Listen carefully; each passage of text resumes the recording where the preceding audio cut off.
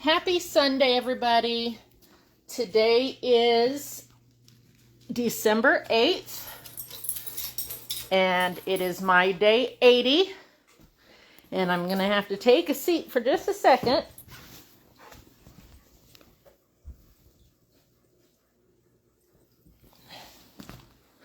Sorry about showing you my ceiling. So, today I am going to tell you or explain to you what a spinal cord stimulator is, and I'll show you what I've got so you can get an idea of, what I've been talking about and what I've been referring to. So a spinal cord stimulator, or an SCS for short, is a medical device that is used to help manage chronic pain, particularly in the back, legs, and arms. What it does is it works by sending electrical impulses, very mild impulses, to the spinal cord, which is supposed to disrupt the pain signals before they reach the brain. In my case, it's not really working that way. This can help reduce the perception of pain and improve quality of life for people with conditions like failed back surgery, nerve damage like what I have, or complex regional pain syndrome, CRPS for short, which is also what I have. The device itself consists of three main parts. First is the electrodes. These are placed in the epidural space of your spinal cord. And I'm going to show you in my book here kind of what that little battery pack looks like. I know I could have just flipped the camera. See, that's the little battery pack, and those cables are the electrodes that go up the spinal column. Mine go all the way up to the base of my neck. And the electrode itself, or the battery pack itself, is in the lower part of the right side of my back. You can see it and you can feel it, but it doesn't cause me any issues. That is what the pulse generator is. It's a small battery-powered device implanted under the skin in the lower back or abdomen. And that picture that I just showed you, the square part that's attached to those electrodes, is what's in the back, my lower back. And then there is your remote control, which looks like this. And you can see that there's a P here with numbers above it, and then these buttons here, and this is, 7 different lights. These are your programs, and then this is your ladder. So if it's on, I'm not going to turn it on right now because my stimulator is actually turned off. So if I turn on the remote, it'll turn on my stimulator, and I don't want to do that. But when it's on, there'll be lights along here, and so like if it's the first light down below, you're in program 1.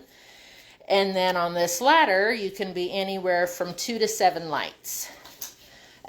What's really neat, though, is, it looks like there's only 5 programs with 7 lights per program, but there's also 5 different groups, and that is a completely different, it's like a secret part of the remote, a secret setting that, and I just learned about maybe a year ago, but I haven't used that other part of the charging. So that's the remote control, and it allows the users to adjust the level and type of stimulation for optimal pain relief, and it, that way you're in charge of your own therapy. Now, to charge it, you've got this little handy device here. This is the charging paddle. And for me, it would go right down here where my battery pack sits under my skin.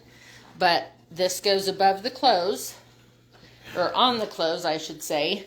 And then this here, when you turn it on, it has a little target here. It kind of, I don't know if you can really see it. I mean, I can turn this part on, even though, well, maybe not. So you see it's flashing over here, and it's making a beeping sound. It's because I don't have the paddle on top of my battery pack, so it's not gonna try to charge. But this little, part here, kind of, like I said, looks like a target. There's 3 different lights on there, and when you are touching this to the battery pack, those lights will light up to let you know that it's connected and charging. You have to charge at least once a week, if not, maybe twice a week, because the longer you wait, the longer it takes to charge. So if you're down to 1 battery light, it might take you 2.5 hours to charge. Whereas if you charge, every 2 or 3 days, it might only take you a half an hour to charge. Now, before implantation, patients usually undergo a trial period to see if the stimulator will effectively reduce their pain. I did go through a trial period. It was during COVID. My husband and I drove to Rochester, Minnesota. They put the trial stimulator in. We were confined to our hotel room because of COVID. So we really didn't get an accurate, trial reading, I don't think, because the trial for me was amazing. I didn't have hardly any pain whatsoever, but I wasn't going about my daily life. If COVID wasn't around, we still would have had to spend a week in Rochester, but we would have been able to get out and do things and be active, because the trials are a week long. And I've got a video of the electrodes being pulled out of my spine. It's pretty interesting. I could feel it. It was weird. But, the trial period is supposed to give you an idea of what it would be like to have the real thing implanted.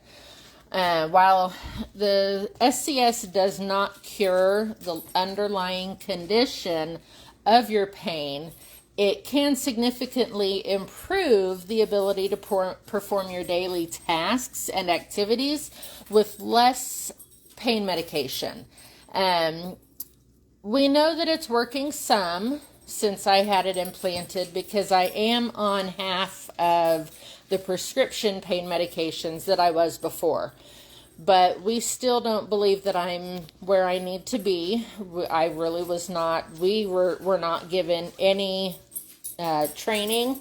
It was implanted, and we were told not to touch the remote control without being on the phone with the rep that we were originally assigned to. And after a couple months, he ghosted me. And, like I said, I'm not going to name the company. You guys may have seen it, but I'm not going to name it. I've been in touch with 4 or 5 different reps from the company, all of which ghost me after a couple months. I am with another rep. I'm hopeful that this is going to, change, because she is the first rep that I've talked to that has said, we're turning you off for a week. We're going to let your body reset. We're going to start all over at ground zero and go from there. I'm scared. I'm not going to lie. I am scared, because I know how bad my pain is. I know how bad my breakout pains are with the stimulator turned on. However, they do say that overstimulation can be worse than understimulation. And who knows, maybe, it was 2018, February. It was 2020. Was it March? I think it was February or March of 2020 when we had the permanent implant done. So I've really only had it for like 4 years, almost 5 years. So, you know, in this amount of time, I should have been able to find a setting that worked for me, but I just got so frustrated of not having any help that I've just learned how to deal with it. I've learned how to continue on with my daily activities with the pain that I have, even the breakout pains that I have, that you guys have seen. You know, how I have, you know, I'm holding my arm or I'm hunching over. If I'm at home, well, I don't even care if I'm out in public. We have found that if I sit down on the floor, it helps, because I think it's because it stretches all my muscles. So I'm really hopeful that this is going to be what what helps.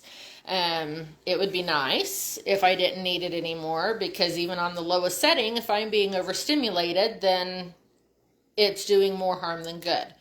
That was Wednesday that we turned it off. Today is Sunday. I kind of am feeling the effects a little bit, but it's still not unbearable, and it's still nothing like it was before the implant. So that's what a spinal cord stimulator is. If you have any questions about it, please, shoot me a text, comment on this post, private message me, connect with me at strategy@lindsaystottle.com. I'd be happy to tell you what the company is I use. I personally cannot give a recommendation for this company, but I also can't say not to use it, because I've not been given the opportunity to see if it's actually going to work, because nobody has helped me. I really hope that this lady does. If she does, and we figure it out, and I get pain relief, then absolutely I'll recommend. But if it doesn't work, or if she ghosts me, I'm going to leave bad reviews. Bad reviews unfortunately spread faster than good reviews do, but if you've had something in your back that was supposed to help you, 5 years down the road, and it doesn't help because you can't contact anybody, then how are you going to leave a good review about that? So we'll see what it does. I'm sure you guys, I'll keep you updated. Let me know if you have any questions. Talk to you later. See you tomorrow.